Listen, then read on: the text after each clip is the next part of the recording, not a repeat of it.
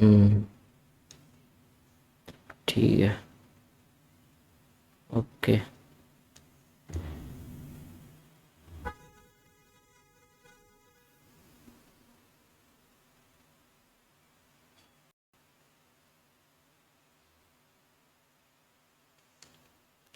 सबसे पहले तो पता करना पड़ेगा कि भाई ये जो पहला प्रश्न है हमारा, इस समांतर श्रेणी में है कि नहीं है। तो कैसे पता करेंगे? अगली संख्या से पिछली संख्या को माइनस करेंगे, जो भी निकल के आएगा, और फिर अगले सीक्वेंस में भी यही करके हम चेक करेंगे। अगर सर्वांतर सेम आया तो इसका मतलब समांतर श्रेणी है। तो 13 में से 11 निकालोगे कितना आएगा? 13 में से 11 निकालोगे तो कितना आएगा? 12, 13 माने 2 आएगा। ठीक है। 15 में से 13 निकालो, 15 में से 13 निकालोगे तो कितना आएगा? 2 आएगा। 17 में से 15 निकालो, तब भी 2 ही आएगा। 18 में से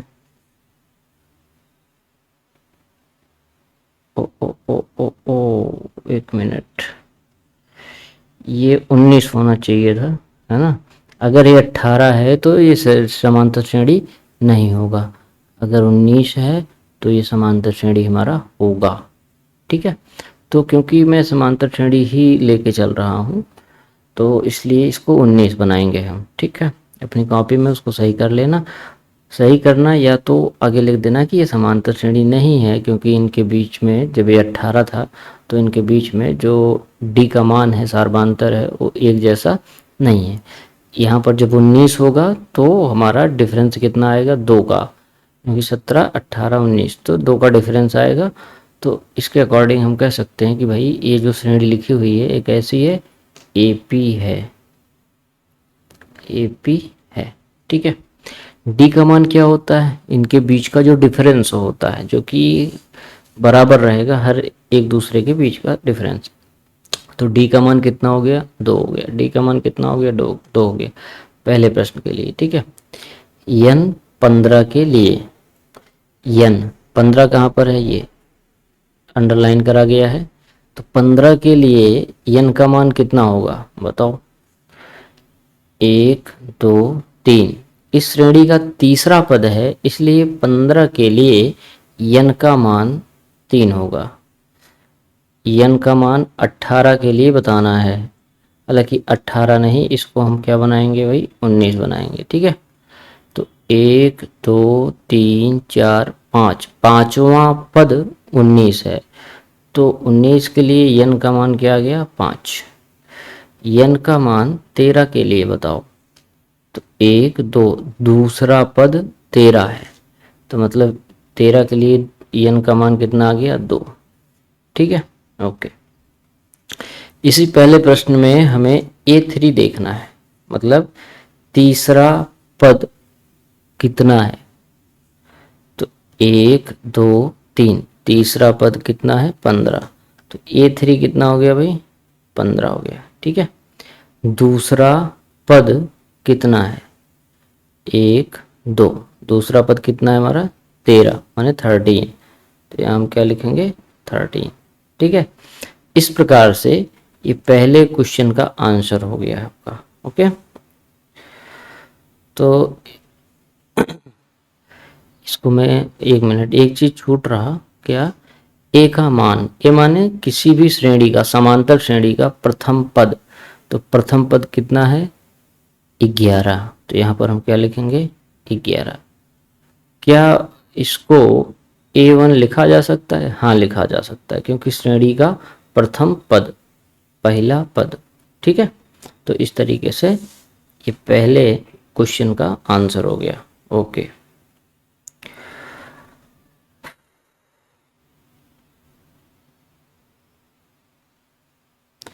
अब इसको करते हैं इरेज और अगले प्रश्न की तरफ बढ़ते हैं। ठीक है। देखो यहाँ पर भी मैं 15 को इरेज करूँगा, 19 को इरेज करूँगा, और 13 को भी इरेज करूँगा, क्योंकि दूसरे प्रश्न के लिए ये मान अलग अलग हो जाएंगे। तो भाई ए का मान तुम्हें बताना है, ठीक है, ए का मान बताना है। इसमें थोड़ा सा डिफरेंस समझ में आए कि हाँ भाई कहाँ से प्रश्न है, कहाँ से क्या चीज़ है, ठीक है।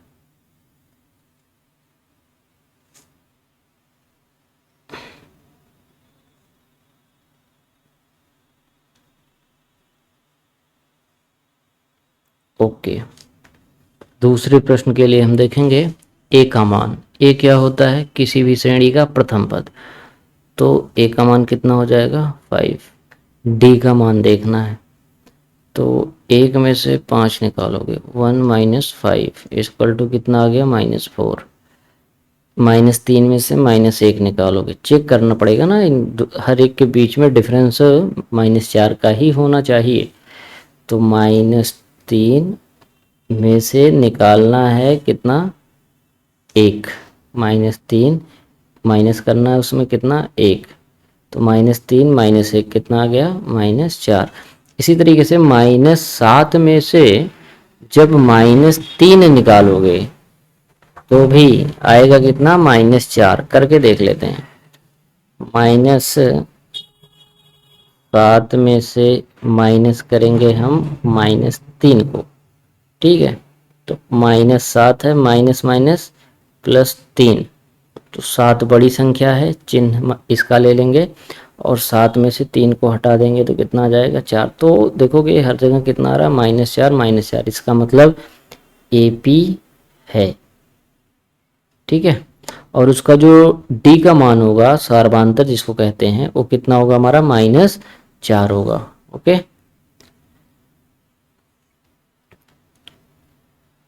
और ठीक है, तो 1 2 रखते हैं, बाकी तो आप देख ही रहे हो।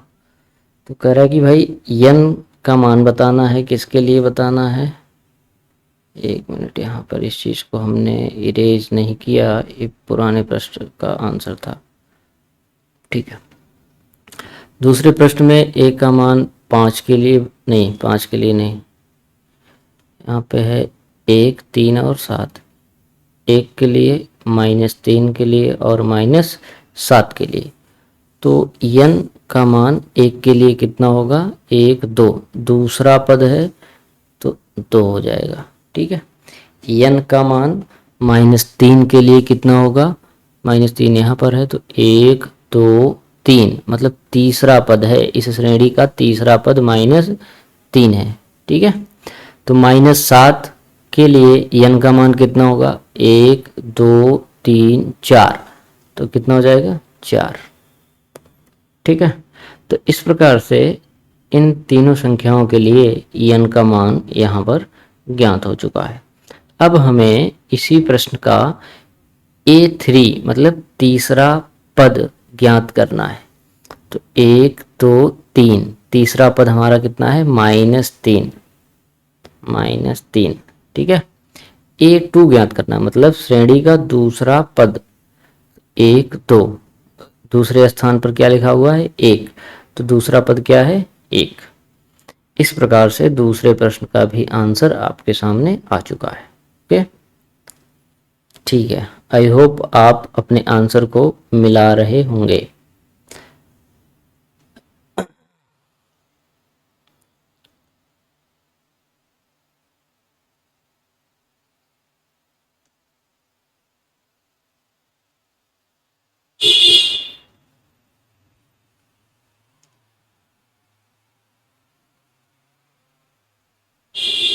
ठीक है, दूसरा प्रश्न भी आपका सॉल्व हो गया। अब तीसरे प्रश्न की तरफ हम बढ़ेंगे। तीसरे प्रश्न को सबसे पहले हमें देखना होगा कि भाई ये सार्वधान्तर मतलब कि AP है कि नहीं है। तो 7 में से 2 निकालोगे तो कितना आएगा? 5। 12 में से 7 निकालोगे तो कितना आएगा? 5। 17 में से 12 निकालोगे तब भी आएगा 5। 22 में से 17 निकालोगे तब भी कितना आएगा? 5। 27 में से 22 निकालोगे तब भी कितना आने वाला है? 5। तो इसका मतलब ये AP हमारा है। AP माने समांतर श्रेणी है, ठीक है। ओके, अब ए का मान बताना है। इस श्रेणी में ए का मान क्या हो जाएगा? 2। ए मीन्स श्रेणी का प्रथम पद। डी कैसे निकालते हैं? जो सार्वांतर है, मतलब सब जगह जो अंतर है उसी को हम डी कहते हैं, डिफरेंस। ठीक है, तो किन्हीं भी क्रमागत दो संख्याओं में से माइनस करके देख लो। तो मैं 22 में से 17 को निकाल लेता हूँ। 22 माइनस 17 करोगे तो कितना आएगा? 5 आ जाएगा।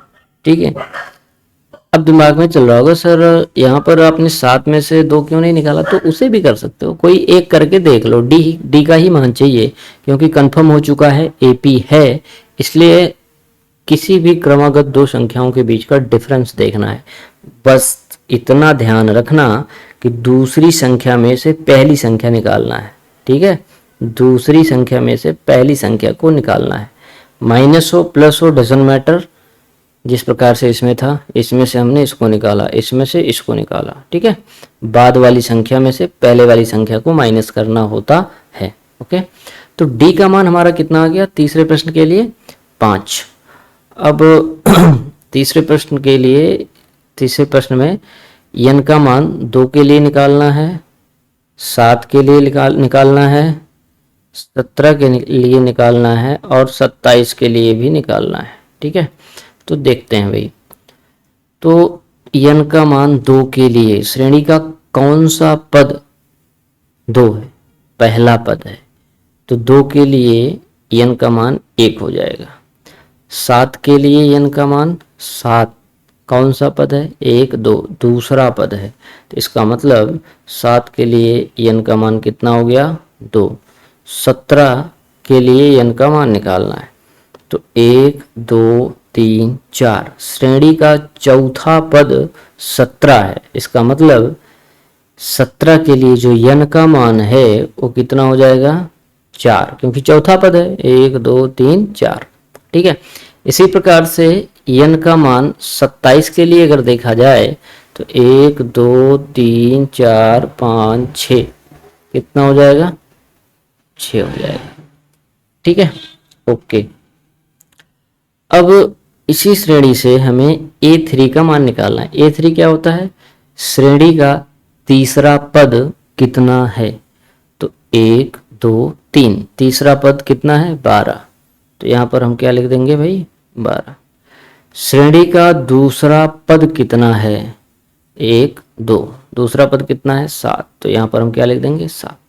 इस प्रकार से तीसरे प्रश्न का भी आंसर आ चुका है।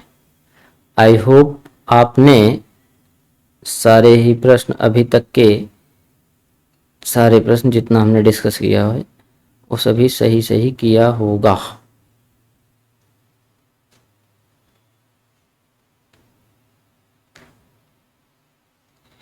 ओके, इसको अब हम इरेज करते हैं, अगले प्रश्न की तरफ बढ़ेंगे।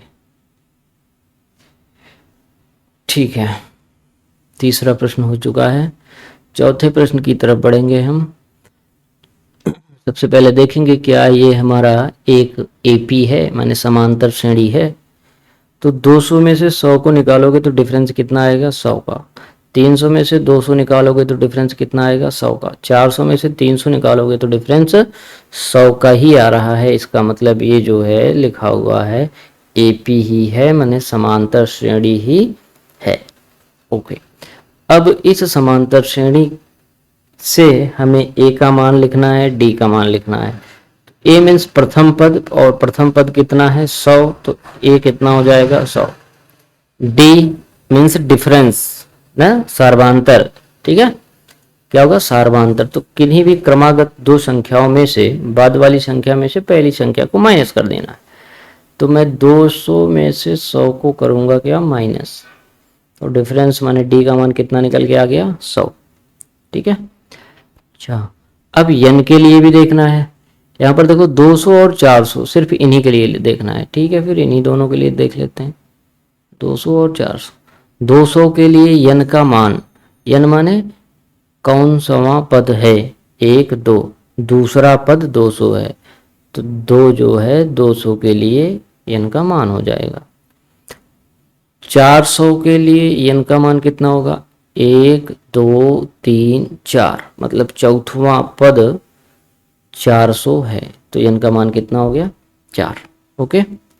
अच्छा, A3 बताओ क्या होगा। A3 माने श्रेणी का तीसरा पद, 1 2 3, श्रेणी का तीसरा पद कितना है 300, तो A3 कितना हो गया हमारा 300। A2 कितना होगा, माने श्रेणी का दूसरा पद 1 2, दूसरा पद कितना है 200, तो यहाँ पर हम क्या लिख देंगे 200। ठीक है, इस प्रकार से चौथा भी प्रश्न आपका सॉल्व हो चुका है। ओके, अब इसे हम इरेज करते हैं और अगले प्रश्न की तरफ हम बढ़ेंगे।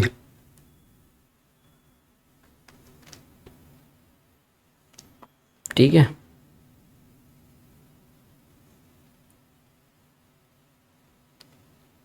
ओके।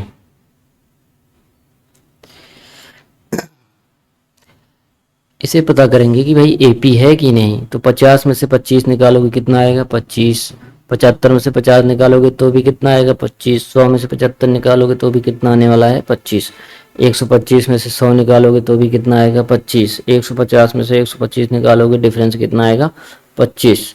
इसका मतलब कि ये श्रेणी हमारी क्या है एपी है। ठीक है, प्रथम पद ए का मान क्या होता है प्रथम पद, तो यहाँ से प्रथम पद कितना हो जाएगा 25। डी का मान अभी अभी हमने डिस्कस किया 50 माइनस 25 करोगे तो कितना आ जाएगा 25। एन 50 के लिए देखना है, 75 के लिए देखना है और 125 के लिए भी देखना है। ठीक है, साथ में 150 के लिए भी देखना चाहते हो तो 150 पर भी हम देख लेते हैं। ठीक है, ओके।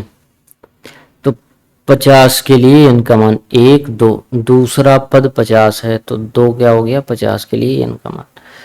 75 के लिए n का मान कितना होगा 1 2 3, तीसरा पद हमारा 75 है तो 3 हो गया। ओके, 125 के लिए n का मान 1 2 3 4 5, पांचवा पद 125 है, इसका मतलब n का मान कितना हो जाएगा 5। पांचवा 125 है, छठवा 150, तो 150 के लिए कितना हो जाएगा 6। ठीक है, इस प्रकार से हम n को फाइंड करते हैं, ज्ञात करते हैं। ठीक है, A3 मीन्स श्रेणी का तीसरा पद कितना है, तो 1 2 3 यही है तीसरा पद और यह है कितना 75 माने 75, तो यहाँ पर हम क्या लिखेंगे 75। इसी प्रकार से A2 मतलब श्रेणी का दूसरा पद कितना है, तो 1 2, दूसरा पद यहाँ पर लिखा हुआ है और वो है कितना 50, तो दूसरा पद कितना हो गया 50। इस प्रकार से हमें इन पांचों प्रश्नों को सॉल्व करना था। उम्मीद करता हूँ आपने सभी के आंसर सही किए होंगे। कितने क्वेश्चन आपके पूरा सही हुआ है कितना, कमेंट करके बताना। कौन कौन सा गलत हुआ है उसे भी बताना। ठीक है, ओके। अच्छा, अब इन पूरे निष्कर्ष को देखते हुए एक चीज समझ में आ रहा है कि जो n का मान होता है ये कभी भी पॉइंट में नहीं हो सकता। पॉइंट में मतलब कि 3/2 जिसको कहेंगे 1.5 या 5/3, इस तरीके से n का मान कभी नहीं हो सकता। क्यों? n होता है कौनसवां पद। जैसे कि अगर मैं कहूँ 7 के लिए n का मान, तो 1 2 दूसरा पद है, ऐसा तो नहीं हो सकता कि 2 और 2.5 या 1 1.5 पहला पद 1.5वां पद पौने दुईवां पद, ऐसा तो संभव नहीं है। हम कहेंगे पहला पद, दूसरा पद, तीसरा पद, चौथा पद, इसी प्रकार से हम कह सकते हैं। ऐसा तो नहीं करेंगे 5.5वां पद 1 2 3 4 5वां पद तो ए हो गया, क्या अगला 6वां पद होगा कि 5.5वां पद होगा? मतलब 5.5वां पद जैसे 5.5वां पद जैसा शब्द कहना निरर्थक होगा। है ना, मतलब उसका कोई लॉजिक ही नहीं बनता है। स्पष्टतः मैं ये कहूँगा फाइनली कि n की जो वैल्यू होती है वो हमेशा पूर्ण संख्या में ही होगी, हमेशा कैसी होगी, पूर्ण संख्या में। ठीक है, इस फॉर्म में बटे में नहीं होगी, दशमलव में आपको देखने को नहीं मिलेगा। तो सर इसका मतलब क्या कोई संख्या ऐसी है जो बटे में इसमें से देखने को मिल सकती है? हाँ बिल्कुल मिल सकती है। कौन कौन सी? जैसे मान लो कोई श्रेणी हो जो कि 0.5 के डिफरेंस से बनी हो, मतलब जिसके d का मान 0.5 हो। जैसे मैं एक श्रेणी बनाना चाहूँ तो 0.5, 1, 1.5, 2, 2.5, 3, 3.5। अब यहाँ पर तुम देखोगे जो d का मान है, जो d का मान है वो कितना है? 0.5 है। 0.5 या 0.5 देखोगे, एक में से 0.5 निकालोगे तो 0.5 बचेगा, 1.5 में से 1 निकालोगे तो 0.5 बचेगा। तो मतलब d का मान दशमलव में आ गया। ये संभव है? हाँ संभव है। अच्छा, इसका प्रथम पद a कितना होगा? 0.5। 0.5 को ही 1/2 कहते हैं। ठीक है, तो प्रथम पद हमारा क्या हो गया? ये हो गया। अब इसमें आपसे कहा जाए कि 0.5 के लिए n का मान बताओ, तो 0.5 के लिए n का मान पहला पद है, तो n का मान कितना हो जाएगा? 1। ठीक, इसी प्रकार से अगर कहा जाए कि 2.5 के लिए n का मान बताओ, 2.5 के लिए, तो कहोगे कि भाई 1, 2, 3, 4, 5, पांचवा पद है तो 5 कहोगे। बात समझना ध्यान से, n की जो वैल्यू होती है वो कभी भी दशमलव में या बटे में नहीं हो सकती। n की वैल्यू हमेशा पूर्ण संख्या में ही होगी। ठीक है, जबकि श्रेणी के जो पद होंगे वो दशमलव में हो सकते हैं, बटे में हो सकते हैं, माइनस में भी हो सकते हैं, लेकिन जो n का मान है वो हमेशा धनात्मक और पूर्ण संख्या में ही होगा। ठीक है, अच्छा, ये जो नई श्रेणी हमने लिखी है अभी अभी, इसका A3 अगर आपसे पूछा जाए तो कहोगे सर 1, 2, 3, 1.5 कितना हो गया? 1.5। A2 पूछा जाए तो कहोगे कि 1। ठीक है, तो इस प्रकार से ये चीज़ें हैं। बस एक ही है जो कि n है, जो कि धनात्मक और पूर्ण संख्या में संभव है, ऋणात्मक या दशमलव में संभव नहीं है। और क्यों नहीं संभव है उसको भी हमने डिस्कस कर लिया है। मतलब कि माइनस को अगर मैं डिस्कस करूं तो आप समझ सकते हो कि किसी भी चीज़ को गिनोगे या तो एक, मतलब शुरुआत तो 1 से ही होगा, 1, 2, 3, 4, -1 तो किसी चीज़ को गिनते नहीं हो, या 0 से तो गिनना शुरू नहीं करते हो। तो इसलिए n का मान हमेशा धनात्मक होगा और पूर्ण संख्या में होगा, और 1 से होगा स्टार्ट, 1 से छोटा संभव नहीं है। अगर 1 से छोटा हम शून्य लेंगे तो इसका मतलब वहां पर कोई पद है ही नहीं। ठीक है, तो इस प्रकार से ये जो अभी अभी आपने होमवर्क के रूप में देखा है, अगर इतना समझ में आ गया तो समझ लो आपको ये चैप्टर पूर्ण रूप से समझ में आ गया है।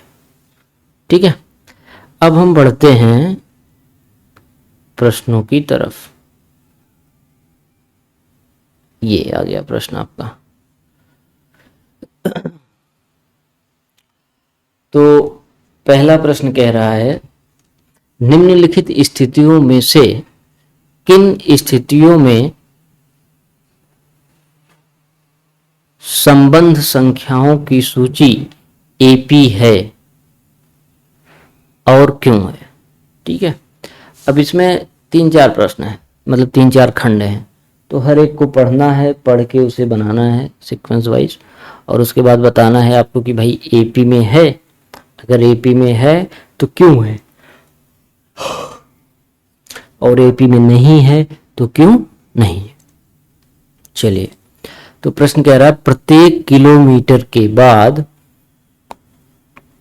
का टैक्सी का किराया जबकि प्रथम किलोमीटर के लिए 15 और प्रत्येक अतिरिक्त किलोमीटर के लिए 8 रुपए है। मतलब अगर आप गाड़ी को पकड़ते हो, यहां से शुरुआत का 1 किलोमीटर कवर करोगे तो उसका जो किराया है वो 15 रुपए लगेगा। और अगर यहां ना उतर के आप अगले 1 किलोमीटर तक जा रहे हो, फिर अगले 1 किलोमीटर तक जा रहे हो, फिर अगले 1 किलोमीटर तक जा रहे हो, तो यहां से यहां तक का जो किराया होगा वो 8 रुपए, यहां से यहां तक का जो किराया होगा वो 8 रुपए, यहां से यहां तक का जो किराया होगा वो कितना होगा, 8 रुपए। मतलब पहले 1 किलोमीटर के लिए,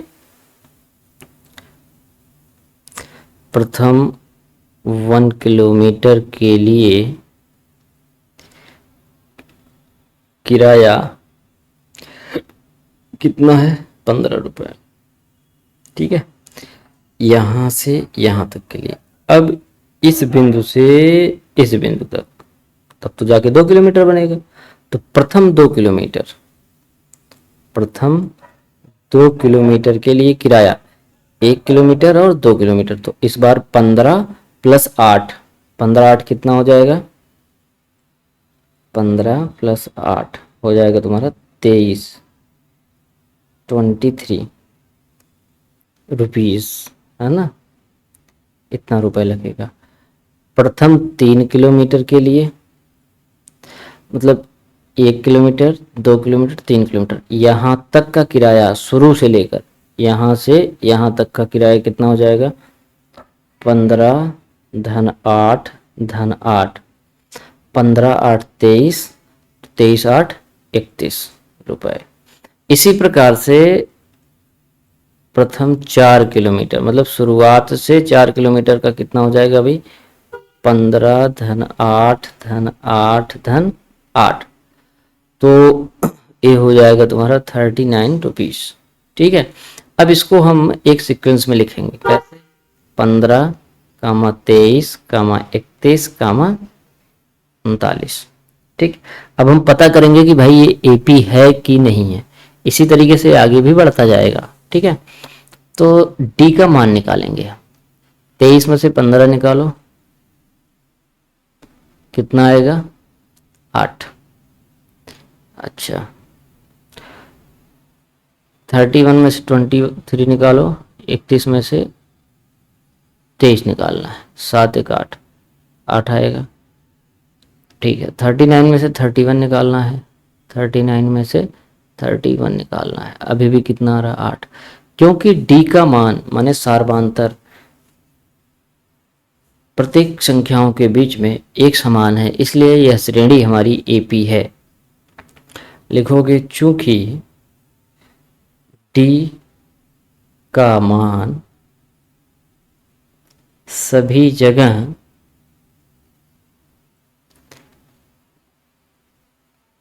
एक समान है, ब्रैकेट में लिख दोगे डी बराबर 8, इसलिए श्रेणी समांतर श्रेणी है या एपी है। ठीक है, इस तरीके से पहला प्रश्न आपका सॉल्व होता है। ओके, अब हम अगले प्रश्न की तरफ बढ़ जाते हैं। प्रश्न आपको क्लियर न दिख रहा होगा, इसलिए थोड़ा सा बड़ा कर लेते हैं। ठीक है, एक एग्ज़ाम मेरा होने वाला है ना, 1 हफ्ते के अंदर में, इसलिए इधर वीडियो आ नहीं पा रहा है, और हो सकता है कि एग्ज़ाम के बाद ही कंटिन्यू करूं मैं, और आपका स्कूल भी ओपन हो जाएगा, तो पढ़ाई में भी ध्यान देने लग जाओगे तुम लोग। तो स्कूल ओपन होते ही क्लासेस रेगुलर होंगी, माने स्कूल तो आपका 1 तारीख से ओपन हो जाएगा, क्लासेस आपकी 5 तारीख से कंटिन्यू हो जाएंगी। ठीक है, पर डे 1 क्लास आपको देखने को मिलेगी ही मिलेगी।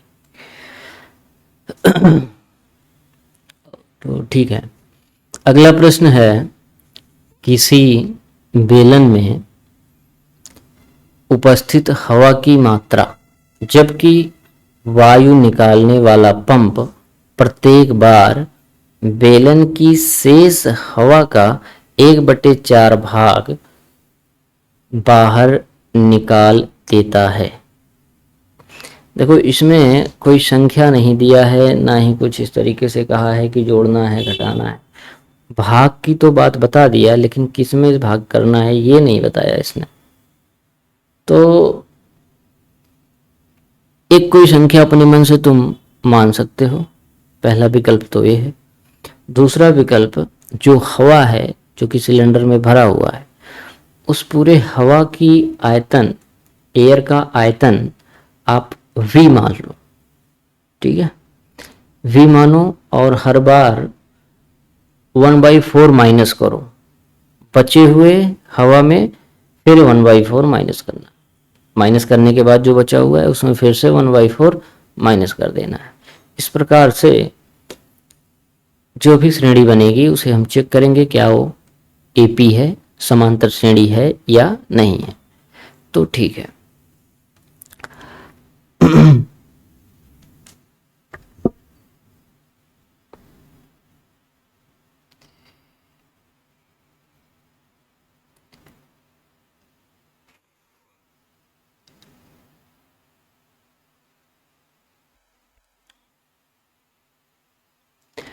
यहाँ पर हम एक कोई संख्या ले लेते हैं। मान लो कि एक पहले तो सिलेंडर बनाते हैं।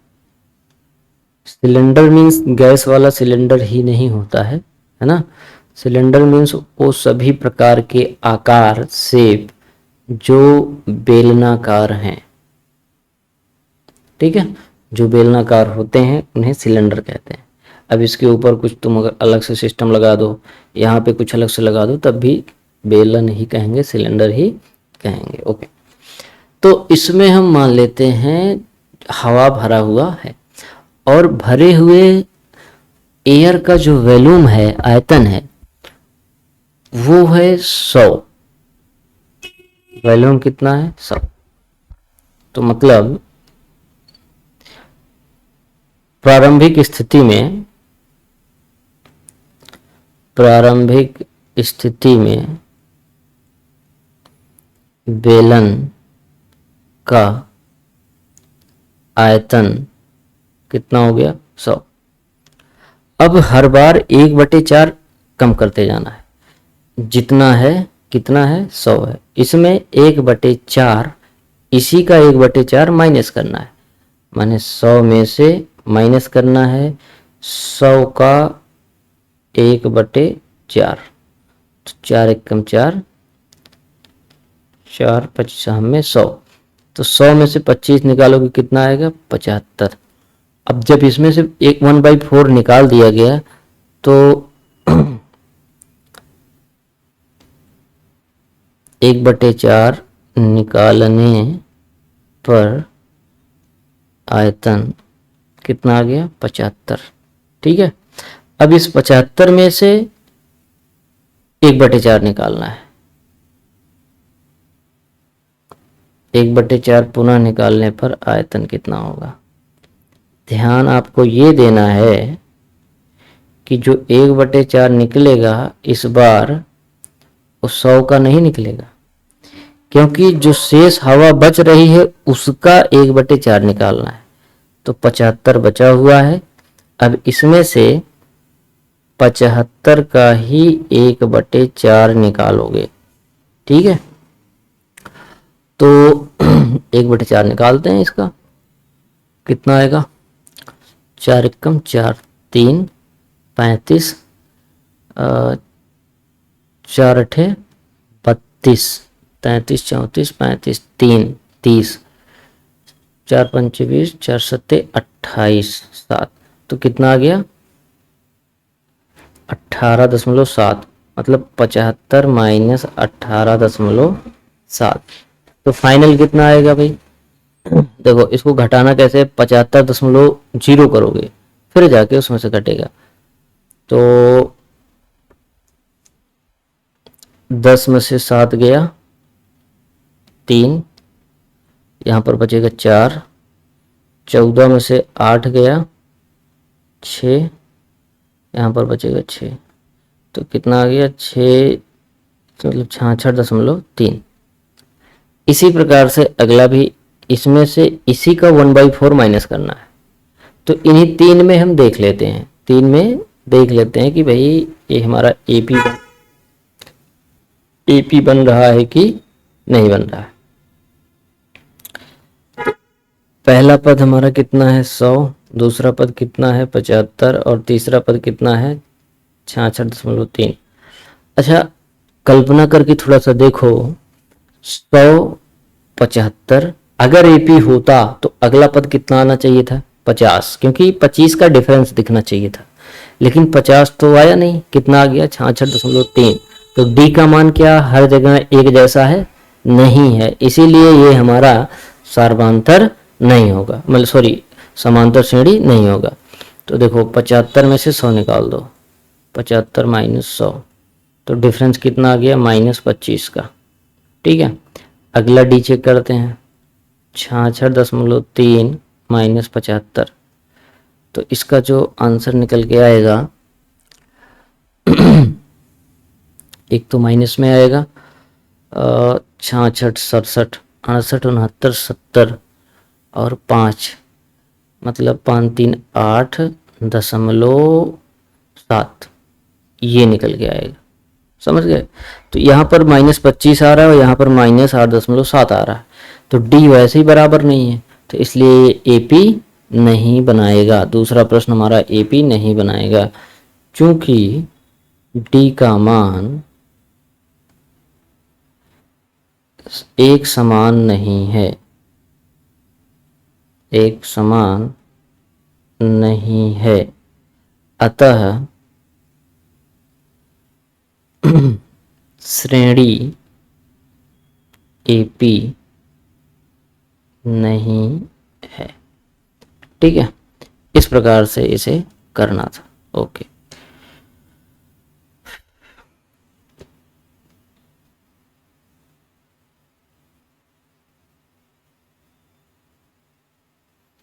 ठीक है, अब हम अगले प्रश्न की तरफ पढ़ते हैं।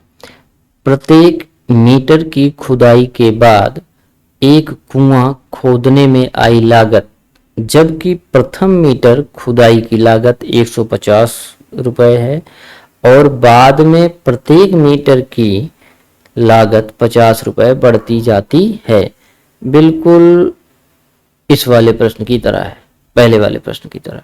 ठीक है, तो चलो इसको भी करते हैं। जैसे मान लो ये ज़मीन है तुम्हारा, इसमें गड्ढा खोदना है, तो जो गड्ढा खोदना है ये मान लो इतना खुद गया, ठीक है, कुआं खुद गया आपका जो खोदना था। तो प्रथम मीटर में जो लागत है, मान लो 1 मीटर यहाँ तक आ रहा है, 2 मीटर यहाँ आएगा, तीसरा मीटर यहाँ आएगा, तो जो प्रथम मीटर की लागत है वो कितनी है? प्रथम 1 मीटर शुरुआत के प्रारंभिक 1 मीटर की जो खुदाई की लागत है वो 150 रुपये है। बाकी अगला 1 मीटर जब खोदा जाएगा तो उसकी कीमत कितनी हो जाएगी? 50। अगला 1 मीटर खोदेगा तो उसकी कीमत भी 50 रुपये खोदने का चार्ज लगेगा। तो भाई मतलब पहला 1 मीटर खोदने में 150 रुपये लग गया, और अब शुरू से लेके दूसरा 2 मीटर तक, मतलब 1 और 2 मीटर खोदने का चार्ज कितना लग जाएगा? 200। शुरू से 3 मीटर खोदने का चार्ज कितना लग जाएगा? 250। इसी प्रकार से आगे भी संख्याएं बढ़ती जाएंगी। तो आपको देख के ही अंदाज़ा लग गया होगा कि हमारा एपी होगा, क्योंकि एग्ज़ाम में लिखोगे, चीज़ों को दिखाना है लिख के, तो इसलिए नियमतः करोगे चीज़ों को। तो 200 में से 150 माइनस करोगे तो कितना आ गया? 50। 250 में से 200 माइनस करोगे तब भी कितना आएगा? 50। तो यहाँ पर लिखोगे, चूंकि डी का मान एक समान है, अतः श्रेणी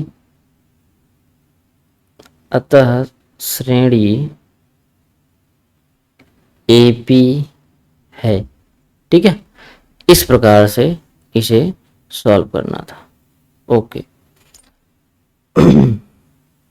अगले प्रश्न की तरफ बढ़ते हैं। खाते में प्रत्येक वर्ष का